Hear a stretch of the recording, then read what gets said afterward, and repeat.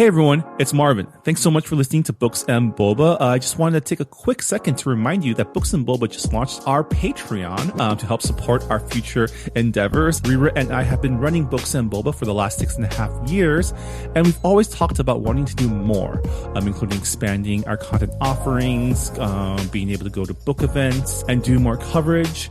And so to help us get closer to those ambitions, we started a Patreon to help us grow and to better support books by Asian and Asian American authors. We are offering 2 tiers for our Patreon. The first is our regular Boba member coming in at $3 a month, which will give you access to our brand new Books and Boba Discord server so you can engage with your fellow Books and Boba Club members and also Rira and myself in real time. This is where we'll be aiming to move the bulk of our book club discussions, but rest assured we'll still have a presence on Goodreads as well. And our premium tier is our Honey Boba member tier coming in at $5 a month, where in addition to access to our Discord server, you'll also get access to our monthly Boba Chats, a bonus podcast where Rira and I and some guests will get together each month and have a more casual discussion on stuff that may or may not be book related, as well as answer some listener Q&A. Honey Boba members will also have access to a poll to help decide an official Books and Boba book pick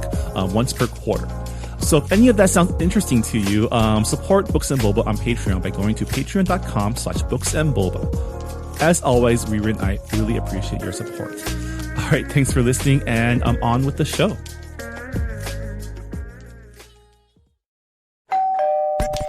You're listening to Whoa! Potluck.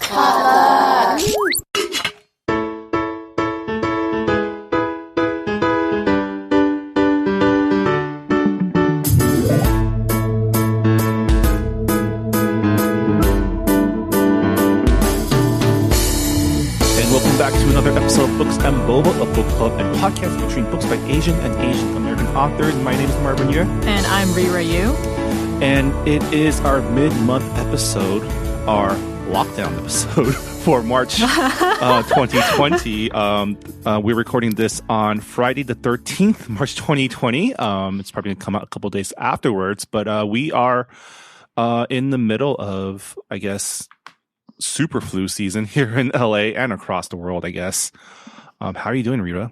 I'm doing okay. I work at a bookstore, so it has not been a good time for authors and independent bookstores and just small businesses in general.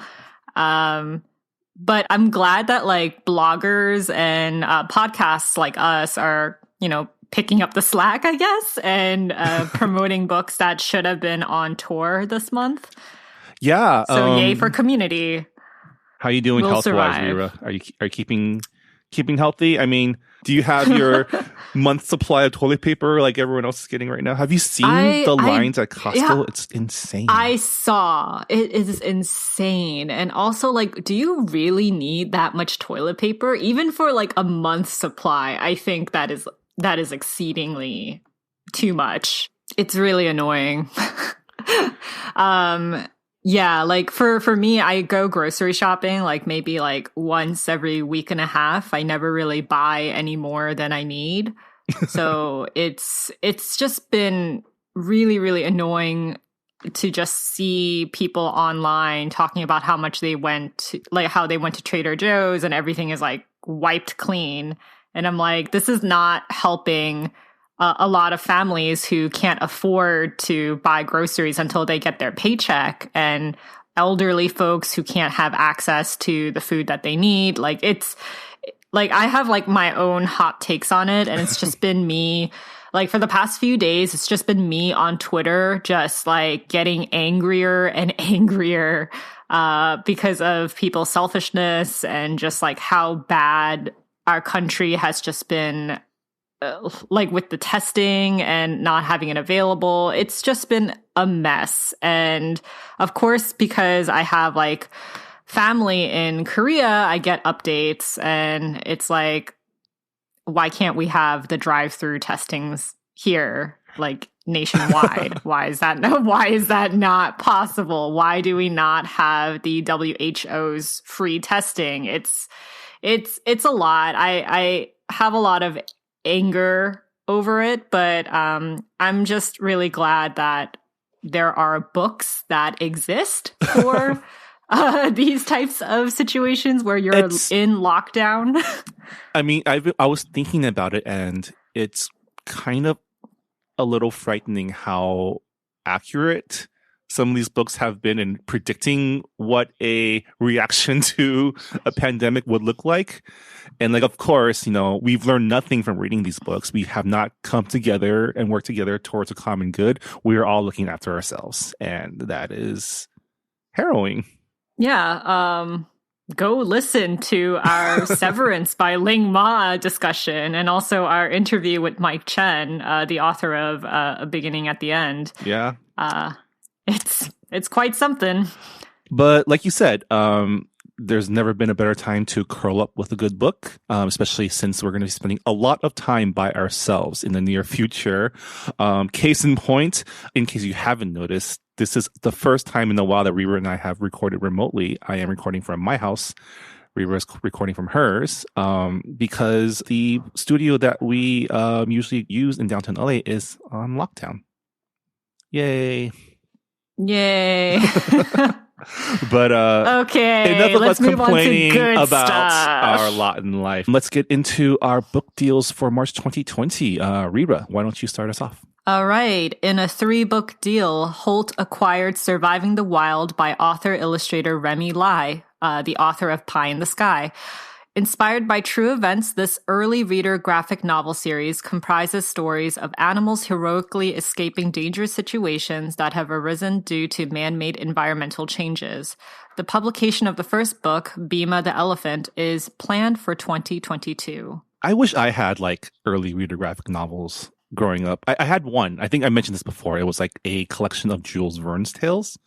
But that was like the only thing that I had. These kids, they have it good, you know? I feel like they're like in a couple of years, maybe there might be like an early reader series about surviving a pandemic and just like how to prepare for it. We can't get back like on this track. I'm just saying that is something that might happen in the course of so many authors being cooped up in their house with, you know, just their computers. That's true.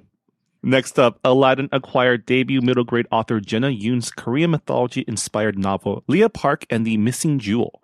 Pitched as Harriet the Spy meets Race to the Sun, this contemporary fantasy follows a 12-year-old who is a part of a magical spy organization and must use her skills as she chases clues with her best friend to rescue her parents from an evil diviner spirit. Publication is scheduled for summer 2022.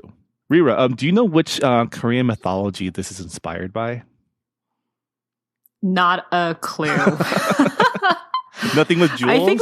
I think we've mentioned this like multiple times on this podcast. My knowledge with Korean like mythology and folklore almost non-existent. I know maybe like 2, and that's about it. Maybe it's like an Inuyasha world where it's like you have like the fox spirits and the what do you guys call goblins? You had a whole K-drama about it, right?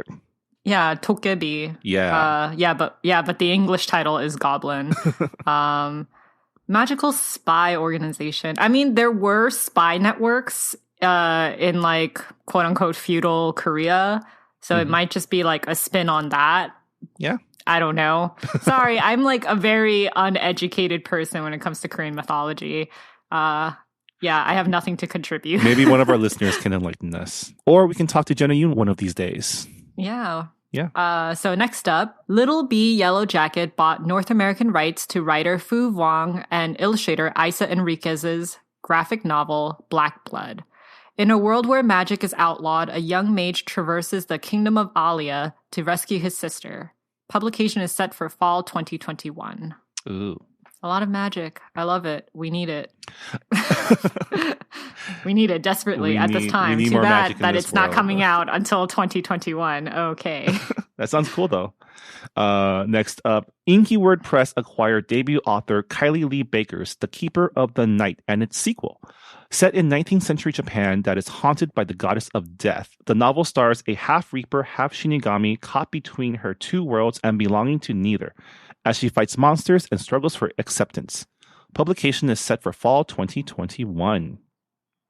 Wait, so half Reaper, half Shinigami. So like, is that like some sort of Happa situation where you're half like the Western god of death and half the Eastern god of death? I'm not sure. It wasn't really clear if like half Shinigami part was just like explaining what a Shinigami was. Oh. So it could be like, oh, they're like half Reaper, half Shinigami, but like I'm not sure. That is probably what it is because there is a comma in between the two. So it's probably the clarification. I totally read that wrong. I thought it was going to be a battle between Death and like Izanami, the Japanese goddess of death. And this person has pick sides. This is still cool, I guess. Not. Yeah, I mean, like there's a lot of cool stuff out there that's based on like Shinigami lore. Like Bleach. So that's always cool. Like Bleach and like Yu Hakusho, which Bleach ripped off of. There's Soul Eater. There's a lot.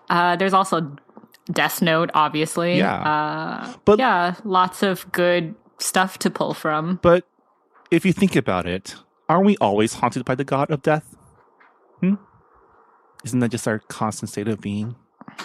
Just things to think about in these pandemic times, I guess. So deep, Marvin. Next up, McElderry Books bought 2020 Morris Award finalist Nafisa Azad's YA novel, The Wild Ones, A Broken Anthem for a Girl Nation. The novel is a multi-perspective feminist narrative about a fierce band of magic-wielding girls, the Wild Ones, who have survived unspeakable things and are determined to save other girls from the cruelties and tragedies they have had to endure. Publication is set for summer 2021. I feel like there are a lot of these stories coming out now involving like, I guess, witch organizations. Yeah, like I think like magic organization has always been part of literature. It's like you're seeing an uptick for the next year or 2 years, judging by like the book deals that people have been getting. Cool. Our next deal, HarperCollins acquired North American rights to MBA and Newbery Honor author Tengha Lai's first picture book, 100 Years of Happiness. Illustrated by Kwan and Lian, the book is about An and her grandfather as they try to untangle her grandmother's memories with songs, stories, and photographs.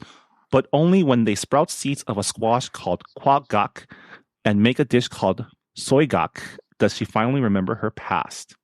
Ooh. Yeah, those were some tongue twisters in there. I am not Vietnamese. Yeah, I know. It's always tricky claim. with these. It's always tricky with pronunciation. I'm pretty sure I've mispronounced someone's name. Rira did include some pronunciation guides on this entry, tried, so I thank you for that. But neither of us are Vietnamese. But yeah, it's really cool that more picture books that depict like immigrant families and, you know, second gen hanging out with their grandparents. It's always sweet. Yeah, and just normalizing things like kwagak and soygak. I've actually like never heard of them before, so I had to like Google it. Yeah, and but I was like, what is this? I mean, for children of Vietnamese descent, it's cool to see something that they grew up with and see that on the page. And for people who aren't from Vietnamese descent, it broadens your concept of what a family meal can look like. So works like these are really, really important, and I'm glad that more and more are coming out of it. I'm glad that a lot of the book deals that we announce on this podcast is focused on youth readers and younger. Yeah. Next up, First Second acquired Victoria Ying's YA contemporary graphic novel, Hungry Ghost. The book follows Valerie Chu as she grows up with an eating disorder in her Chinese-American family, navigates great loss, and ultimately comes to terms with how sometimes those you love most can hurt you most. Publication is slated for 2023. Whoa. Those are like the trifecta of growing up Asian American from an immigrant family. Oh my God. The fact that this is a graphic novel to me is really interesting because like with like eating disorder, I don't know. It's like something that I really haven't seen in graphic novels, like movies definitely, and in books also. But Yeah, it's like a different way to shed light on this disorder. And also just like really nice that an Asian American author is tackling such a big and sensitive topic like that. Because it's like a really big deal among Asian American women and girls. I forgot like the statistics of like Asian American women having eating disorders, but just growing up as one, there hasn't really been a day where I've sat with my family for dinner and they don't ask me how much I weigh. It's just like a normal thing, and it's not, and just like. And it's not like gender agnostic neither. Like guys get it all the time as well, but like girls get it way more and with more innuendo baked in, right? Because with guys, it's more like, oh, you look like you're doing well. You're so, whereas girls is like, you should lose weight or else you're not going to get a man. Yeah. I remember like it was like maybe last year or 2018, there was a trend on Twitter in Korea and it was like called like the anorexia diet. And it was just a bunch of middle school, high school students who were just like keeping track of their quote unquote diet. It really wasn't a diet. They were starving themselves. And like a lot of the criticisms that they received, they said like, well, society prioritizes like looking good in Korean societies. So you're the ones who are making us do this, and you should just accept that. Once we look prettier, the results will be worth it. And it was just like a terrible thing to see at the time. So, like I'm really interested to see how Victoria Ying writes this story. I'm really, really interested. Next up, Echo won North American rights to 2 books by New Yorker contributor Anthony Viesna for mid-6 figures. Wow, get that money. The first book, After Parties, is a collection of linked stories that follows young Cambodian Americans grappling with race, sexuality, and their inherited traumas from the Khmer Rouge genocide, even as they carve out lives in the California Central Valley and Bay Area. After Parties is scheduled for summer 2021. Anthony's second book, Straight Through Campbelltown, is a sprawling serial comic novel about 3 Cambodian American cousins who inherit their late aunt's illegitimate loan shark business and then become embroiled in a Hollywood conspiracy. Yo, these sound really good. They really do. I actually I have not seen that many books by Cambodian Americans other than poetry. So I do want to take a look at these once they come out. So we're going to move on to the last book deal. HarperCollins imprint Quill Tree acquired North American rights to Stanford undergrad Christina Lee's debut, Clues to the Universe. This middle grade novel is about a budding rocket scientist named Ro who becomes friends with an introverted artist, Benji. The two then set out to build a rocket and search for Benji's long-lost father, using clues in his best-selling space comics. Publication is slated for winter 2021. I mean, cool story, but I'm kind of stuck on the fact that this is an undergrad's debut. Yeah, Christina is only 20 years old, and I'm just like, dang, like, when did you have time to write this?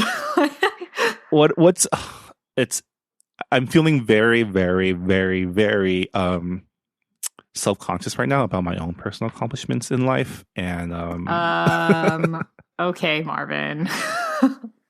I think you've accomplished quite a bit in the last couple of years.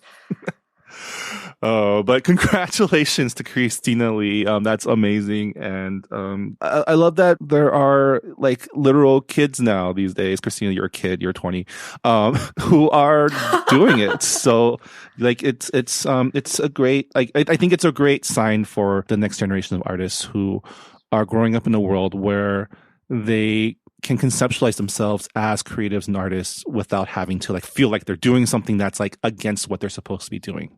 I think that's really cool. Times have changed. Well, that'll do it for our book deal recap for the month of March. Let's move on to news. As you guys are probably aware on Twitter, a lot of things have been canceled. A lot of book tours and speaking events have been canceled. And due to a large number of these cancellations, there have been authors on Twitter asking for creative ways to promote books that are coming out in March and April. So some of them teamed up to create a virtual kidlit book festival called Everywhere Book Fest. The details are still in the making, but the festival dates are set for May 1st and May 2nd. And some of the participating authors who are helping create this virtual book festival are Christina Soontornvat, Ellen O, who is the co-founder of We Need Diverse Books, Kat Cho, Grace Lin, Gail Villanueva, definitely like way more authors who, I have not mentioned, but those are the ones who I've been seeing in my Twitter timeline. But if you're an author who wants to take part in this festival, if you're someone who's interested in volunteering, you can follow the festival at Everywhere Fest on Twitter. Yeah, and I guess a quick update because we did spend a lot of time talking about it last book news. The Y'all West Fest has been canceled. So for those of you who are thinking about coming out to that or looking forward to our coverage of it, we're going to have to do that at a later time. LA Times Book Fest also got canceled, right? Yeah, that was a really big deal. That's that's the biggest book festival in Southern California, obviously. And it got postponed to October. Well, it's really cool that people are mobilizing to support authors, especially those with books coming out in these next few months. So, yeah, check them out. Yeah.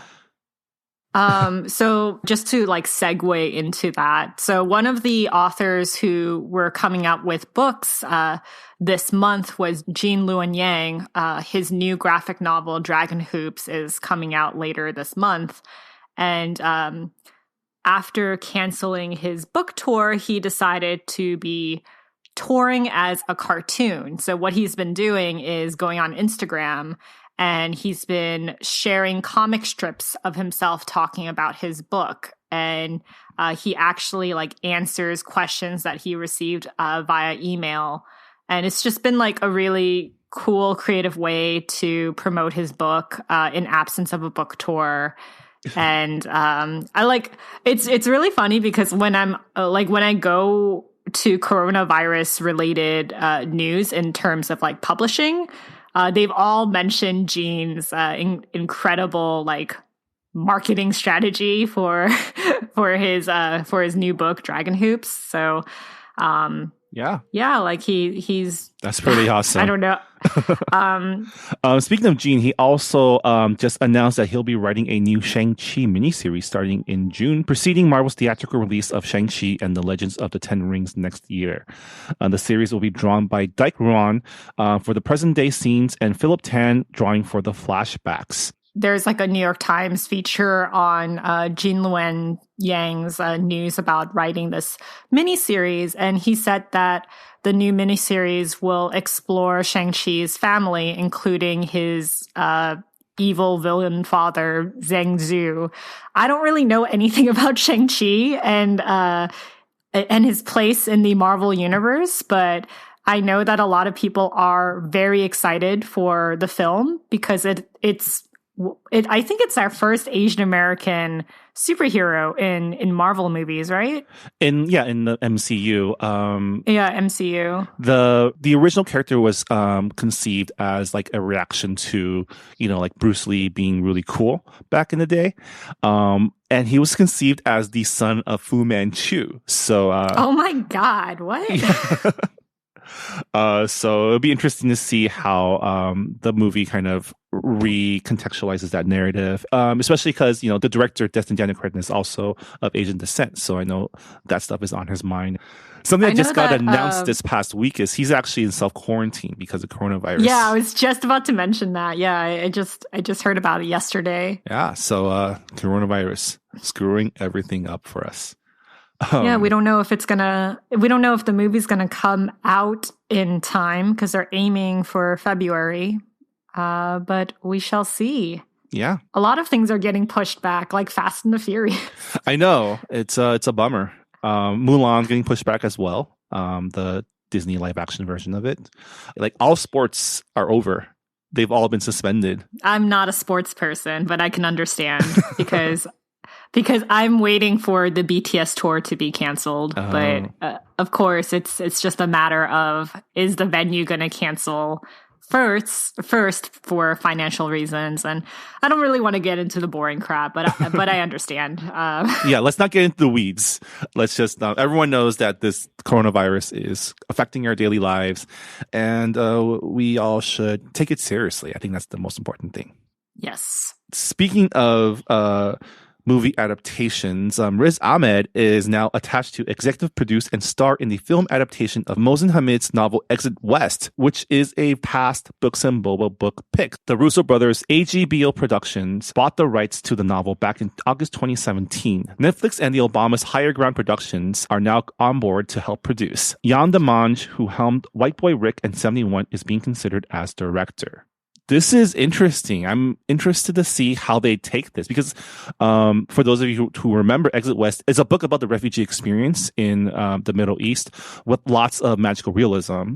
Yeah, I think Riz Ahmed is like a definite like good choice in someone to help produce and star in this adaptation.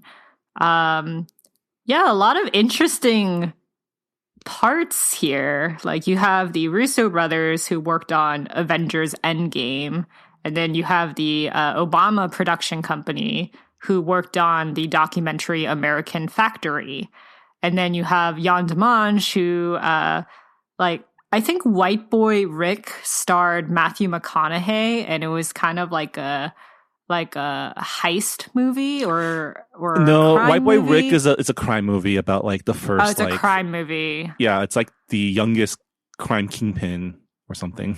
Well, yeah, like I said, this is a very interesting ensemble of producers and creatives. So I'm hoping that it's good, but it's always hard to tell. But the fact that they have Riz Ahmed on there is definitely like a good sign, in my opinion. Yeah. And we have one last piece of news. Rira, I'm going to let you take this because I think, I don't know. Are you into the Babysitters Club? Were you into them? No, not really. I think I read like maybe 2 or 3 books growing up, but I don't really remember it all that much. But yeah, like 17 magazine, they revealed the cast of Netflix's adaptation of The Babysitter's Club. And this time around, actress Momona Tamada, who is Japanese-Canadian, will be playing Claudia Kishi. And this is what she told the magazine in her short interview with them. I definitely related to Claudia a lot growing up. I always leaned towards the creative side of school, and when I read the books, because she's a Japanese-American character and because I'm Japanese-Canadian, I definitely got to see myself in the series, which was a first because there weren't really many Asian characters that I could read about when I was younger. So, Yeah. Yeah. I guess the biggest news is that they're making the Babysitters Club into a live action series, which I think I might have known about, but wasn't really top of mind. So it was really cool to see when they released the cast photos. Yeah, the release date hasn't been announced yet, but we do know that it's a 10-episode series and each episode's going to be half hour. So, like relatively short series. But I think it's going to be pretty good. They got the styling down.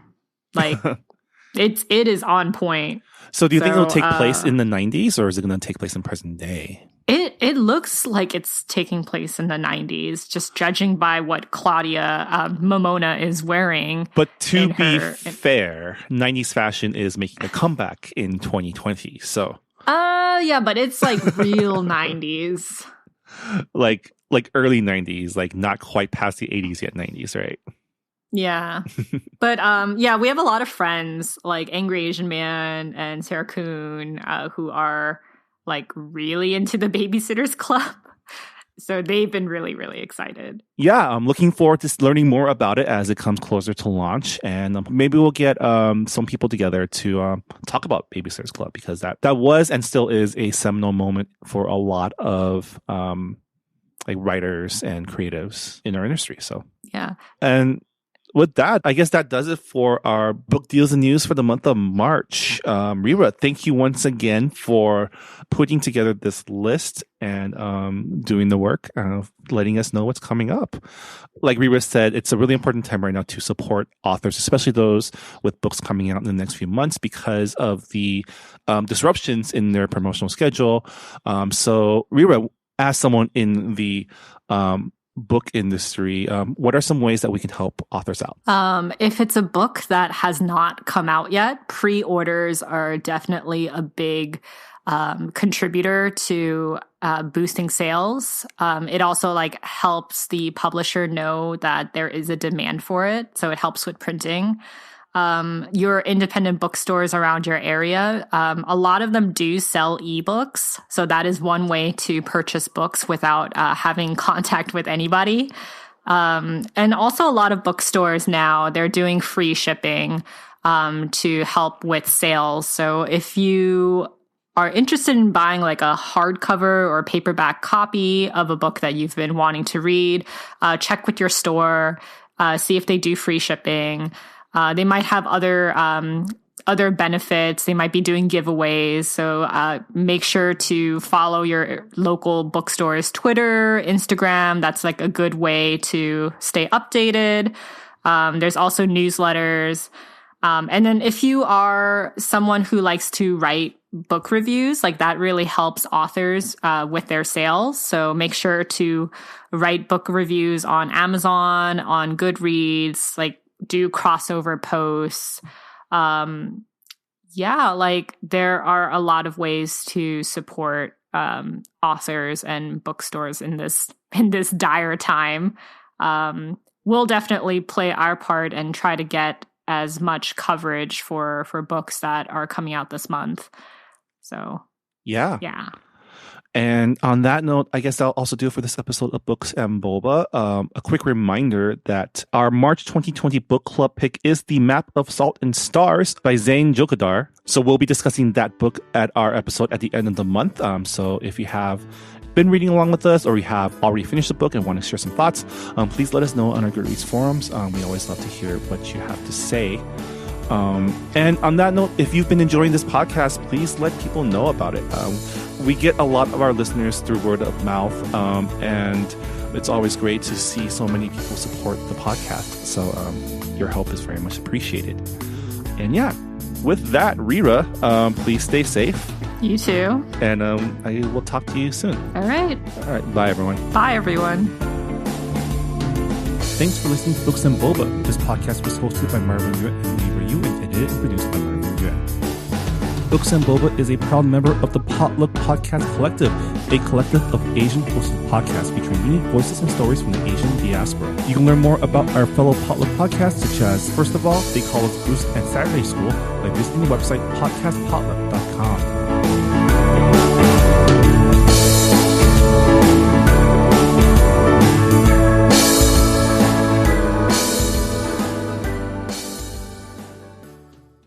Hey Brian, did you go to Saturday school as a kid?